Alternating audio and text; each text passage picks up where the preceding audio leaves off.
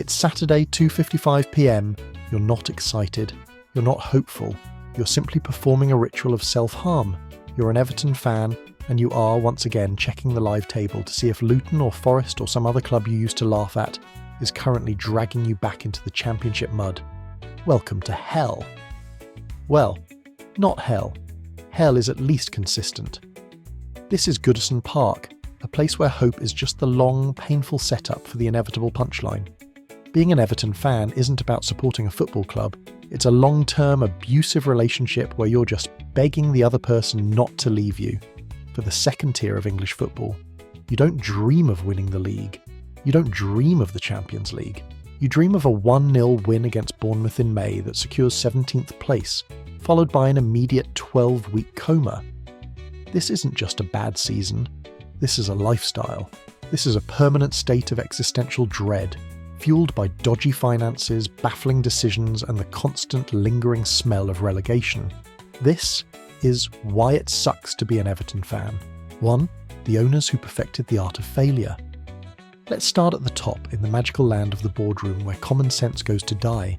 Remember the sheer, unadulterated hope when Farhad Moshiri arrived in 2016? The money! The ambition! We have a new majority shareholder, you told your friends. He's got billions. We're going to compete. And in a way, you were right. You competed to see how fast you could set £500 million on fire. Being an Everton fan means watching your club operate with the financial literacy of a lottery winner buying a private zoo. It's not just that they spent money, it's how they spent it. They spent $45 million on Gylfi Sigurdsson, $25 million on Yannick Bolasie, $27 million on Cenk Tosun, and $24 million on Davy Klaassen. You bought an entire new squad of players and somehow got worse. Your club became a graveyard for number 10s and wingers who forgot how to run. They hired a revolving door of managers, each with a conflicting philosophy, creating a Frankenstein's monster of a squad. You had Sam Allardyce's long ball merchants mixed with Marco Silva's what is defending artists. And then, him. In the ultimate act of self-sabotage, your owner decided the man to save Everton was Rafa Benitez, the man who called you a small club. It was the football equivalent of hiring an arsonist to fix your plumbing. It was a troll job. It was Moshiri basically walking onto the pitch, grabbing the club crest and spitting on it, while staring you dead in the eyes. This chaos, this magnificent, expensive, baffling incompetence led directly to the real kicker, the dreaded acronyms FFP, PSR, Profit and Sustainability. You, a simple fan who just wants to see someone score a goal, now have to be a part-time forensic accountant. You are the only fan base in history to get a 10-point deduction, later reduced thank God, and somehow still stay up, only to be hit with another deduction and another threat of 1. All while a mysterious, unvetted American investment firm, 777 Partners, circles your club like vultures, promising a future that looks even more terrifying than the present. You're not just fighting relegation, you're fighting your own club's balance sheet. 2. The annual Great Escape, that stopped being fun in 2003. Most fans get to experience a range of emotions: joy, disappointment, boredom, anger, and maybe, just maybe, triumph. You don't. You have 2. Emotion 1. Numb dread. August to March. This is the long, cold slog of the season. It's when you watch your team, assembled on a budget of £0 and whatever magic Sean Dyche found in his gravel-filled pockets, try to score a goal. Any goal. You watch 90 minutes of 4-4-2, long balls aimed at Dominic Calvert-Lewin's perpetually injured groin, and set-piece defending that would make a pub team wince. You lose 1-0, you draw 0-0, you lose 2-0. You know, deep in your bones, that this is going to be another struggle. Emotions 2. Pure, unfiltered panic, April to May. The run-in. This is when your heart rate permanently triples. This isn't football, it's a horror movie. You stop watching your own games with any hope of winning. You're simply watching to see if you can survive. Your trophy is not a cup. It's the mathematical spreadsheet you build in your head. Okay, so if we lose to Chelsea, but Nottingham Forest also lose to Man City, and Luton only draw with Fulham, and Burnley spontaneously combust, we're still safe by 1 point. You become a temporary desperate fan of a dozen other teams. You're screaming at your TV for Man City to score more goals against a rival. You're celebrating a 95th minute equaliser for Brighton like you won the World Cup, because it keeps Luton 3 points behind you. The Great Escapes used to be fun. They were moments of character. The 3-2 comeback against Crystal Palace in 2022 wasn't a tactical masterclass. It was a collective emotional breakdown that accidentally resulted in 3 goals. The Abdoulaye Doucouré thunderbolt against Bournemouth on the final day of the 2022-23 season wasn't a celebration. It was an exorcism. People cried, not from joy but from pure, agonising relief that the torture was over. You don't get to enjoy football. You're just given a temporary stay of execution year after year. You know, for most clubs, a new stadium is a good thing. It's a sign of progress, ambition, a brighter future. For you, it's an extortion racket. 3. The Bramley-Moore Dock paradox. Let's talk about the elephant on the waterfront, the Bramley-Moore Dock Stadium. It looks stunning.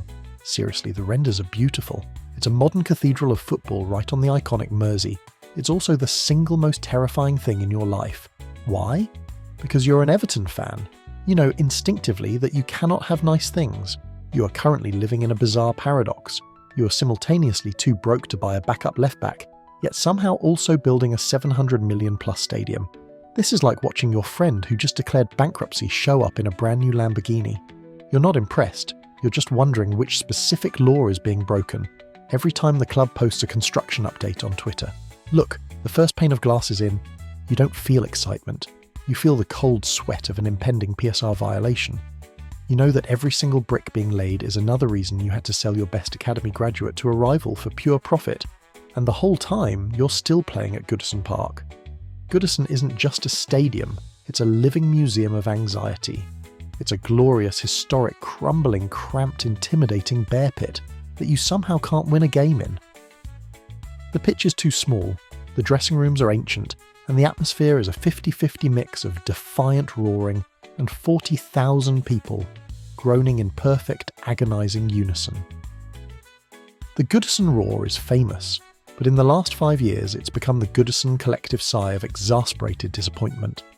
You sit there, in a seat with a restricted view of a pillar, watching your team lump it long, and you realise the truth. You are trapped.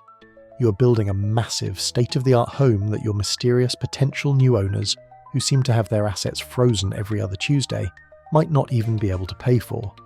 You're leaving your spiritual home, where you've seen all your heroes play, to move into a palace you can't afford, all while the team on the pitch plays football that belongs in League One. It's the ultimate Everton problem. Even your greatest symbol of hope is just another shinier source of financial dread. 4. Tactical identity, the gospel of Sean. What is Everton's identity? For years it was the school of science. You were the other club in Liverpool, but you were the classy one, the thinking man's club. Now, your identity is Sean Dyche's tracksuit. Look, let's be clear. Sean Dyche is the only reason you're not currently trying to find Stoke on a map. The man is a miracle worker. He is a relegation avoidance wizard. He has been handed a squad with no money, no confidence, and no left-footed players, and he has somehow kept you afloat through sheer, unadulterated stubbornness. But watching it, my God, watching it is a war crime. Being an Everton fan in the 2023-24 or 2024-25 season means accepting that possession is a socialist conspiracy. The ball is lava. The game plan is simple. 1. Give the ball to James Tarkowski or Jared Branthwaite. 2. Have them launch a 70-yard diagonal missile towards someone. 3. Win the second ball. 4. Get a corner. 5. Try to score from the corner. 6. If you fail, immediately sprint back into a rigid 4-4-2 block that sits so deep it's practically in the car park. 7. Repeat 900 times. You watch teams like Brighton or Villa pass the ball, and it looks like a different sport. You are playing 1990s survival ball in the era of inverted fullbacks and tactical pressing triggers. Your main attacking outlet is Dwight McNeil crossing the ball into a box where Dominic Calvert-Lewin is, hopefully, standing. That's it. That's the plan. When DCL is injured, which is always, the plan is, I guess, have Abdoulaye Doucouré just run around really hard and hope he falls on the ball and it goes in. You have become the team that every other club hates to play, not because you're good, but because you are an absolute chore. You are the football equivalent of doing your taxes. You drag everyone down to your level, you kick them, you foul them, you waste time, and you pray for a 1-0 win. And the worst part, the absolute worst part, it works. Just enough. It's ugly, it's painful, it's brutalist anti-football, and it's all you've got. You've gone from the school of science to the school of just hoof it and see what happens. Right, so you've got no money, a crumbling stadium, tactics from a bygone era, and owners who are allergic to good decisions. How do you fix it? You win the transfer window, right? Huh. Oh, you sweet naive child. 5. The profit and sustainability transfer window. For 99% of football fans, the transfer window is Christmas. It's a time of hope, of endless YouTube compilation skills, of here we go. For you, the transfer window is tax day. It is a terrifying biannual audit where you just pray they don't repossess your starting left-back. Your entire transfer strategy isn't about improving the squad, it's about surviving the balance sheet. You are the only club in the league whose fans get genuinely excited by the phrase player sale amortization. You don't buy players, you just desperately try to offload the ones you bought 5 years ago. You don't scout for talent, you scout for contract expiry 2025. Your big summer signing is a 38-year-old Ashley Young on a free transfer, a man who has been playing Premier League football since you were hopeful and had hair. Your other big signing is Jack Harrison on another loan. This is what profit and sustainability, PSR, hell looks like. Because your club spent £500 million on absolute nonsense from 2016 to 2021, you now have to operate like a Sunday League team holding a bake sale. The pain is twofold. First, you see every other club, even the Lutons and the Brentfords, spending money on exciting players from obscure leagues. You're just trying to figure out if you can afford to pay Arnaut Danjuma's loan fee. Second, and so much worse, is the pure profit nightmare. This is where you have to sell your best players, the ones you actually like, the ones who came from your academy, just to make the numbers look good. You all watched it happen with Anthony Gordon. You lived in mortal terror of it happening to Jared Branthwaite and Amadou Onana for an entire year. Your best players aren't assets, they're just sacrifices to the volcano god of the Premier League's accounting department. You are basically a feeder club for teams who actually know how to run a balance sheet, like checks notes, Newcastle and Tottenham. You're not building a team, you're just a distressed asset. 6. The 20-year Derby Day humiliation. You live in one of the greatest football cities on earth, a city with 2 historic, massive, passionate clubs, a city that breathes the sport, and you, God help you, chose the wrong side. Being an Everton fan means living in the permanent, oppressive, suffocating shadow of the red machine across Stanley Park. Your entire sense of self is defined by them, and they are everything you're not: successful, rich, competent, smart, globally adored, and worst of all, happy. The Merseyside derby isn't a rivalry anymore. A rivalry implies both sides have a chance of winning. For you, the derby is just a scheduled biannual public shaming. You used to be the Merseyside in Merseyside derby. Now you're just the speed bump they run over on their way to a title challenge. You went over 20 years without winning at Anfield. 20 years. A baby born the last time you won there could legally drink alcohol in America before you won there again, which you finally did in 2021, in an empty stadium, naturally. Every year, you have to listen to your smug red shirt-wearing boss, your cousin, your partner, your local barista, talk about their Champions League draw, their new 80 million signing from Portugal, their charismatic, godlike manager. Who did you have? You had Sam Allardyce bragging about a 1-1 draw where you had 19% possession.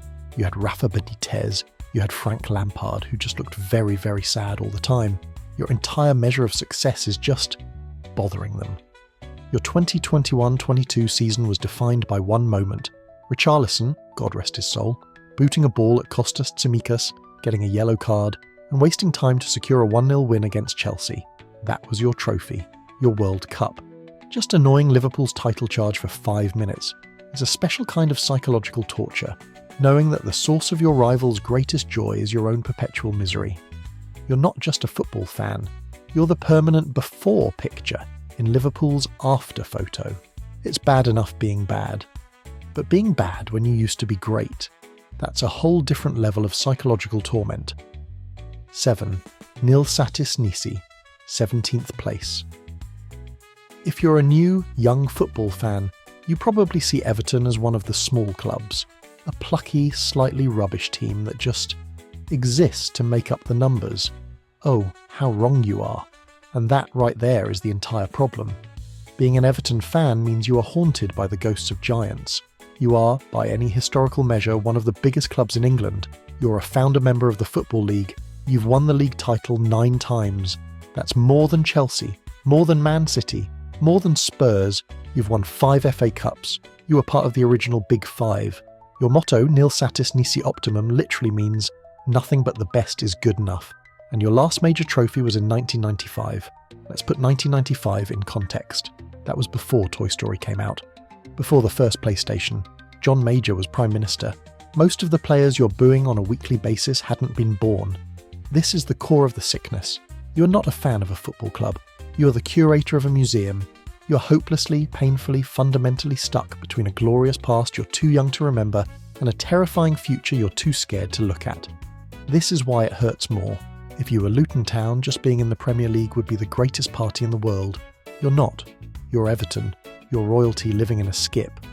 This cognitive dissonance, the massive gulf between nothing but the best and, well, at least we're not in the bottom 3 yet, is what creates the modern Evertonian. It's a fan base that has elevated gallows humour to an art form. It's a fan base that has to, because the only other option is to just lie down in a dark room forever. It's a fan base that sings, "We are the Goodison aggro," while simultaneously looking like they're attending a funeral. You don't just expect failure anymore, you pre-bunk it. Your team scores, you don't celebrate. You just wait, with a clenched jaw, for the inevitable 98th minute VAR-assisted equaliser from a corner. You're trapped in a cycle. You remember the history which gives you expectations. The expectations create a toxic, desperate, terrified atmosphere at Goodison. The players, who are, let's be honest, just not that good, crumble under that pressure. They lose. You get more toxic, they crumble more, and all the while you just keep showing up. You're 40,000 traumatised, angry, loyal, brilliant, terrified people, united by one simple, agonising truth. You picked the wrong club, and it's too late to turn back now. So yeah, you're stuck. Stuck in a financial vortex, stuck in a tactical time loop, stuck in your rival's shadow, and stuck with a history that mocks you every single day. Congratulations. Why do we do this? I have no idea. Subscribe anyway.